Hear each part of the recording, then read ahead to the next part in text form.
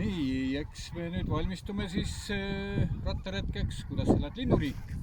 Ja meil oli üleskutse pildistada pildile 100 lindu või salvestada 100 sekundit linnulaulu.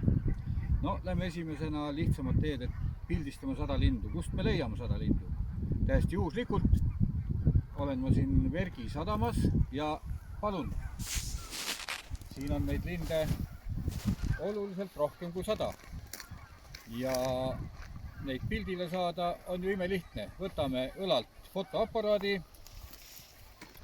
ja zoomime ja saame lõpstigi, saame kohe 100 lindu pildile. Aga kui nüüd fotoaparaati kaasas ei ole ju midagi lihtsamat kui võtta taskust telefon ja teha see klõps telefoniga. Nii. Ja telefoniga saab zoomida ja ongi 100 lindu jälle pildi peal. Ja kui nüüd tekib huvi, mis linnud need niisugused on, kui tahaks kiiresti teada saada, mis linnud nad on, siis võtame taskust linnumääraja. See on juba päevi näinud. Ja püüame siit siis leida sobiva linnu ära määrata.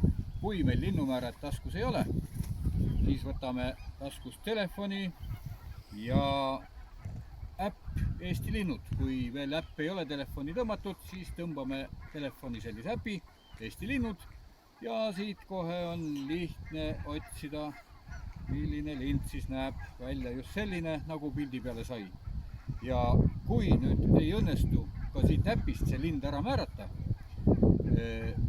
siis kui postitate nagunii selle pildi ju rattaretkede Facebooki lehele, siis tulen appi mina, vaatan sealt lehelt pilti ja püüan ise ära määrata need linnud, kes pildil on jäänud ja annan siis teada, kes nad on. Kui mina ka ei oska, siis peab olema väga haruldane lind ja võib-olla olete Eesti ornitoloogia jaoks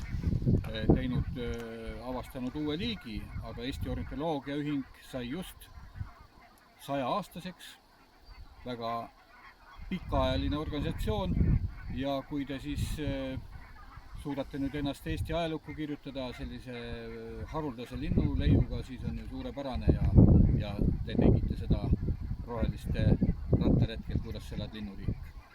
Aga näeme jälle.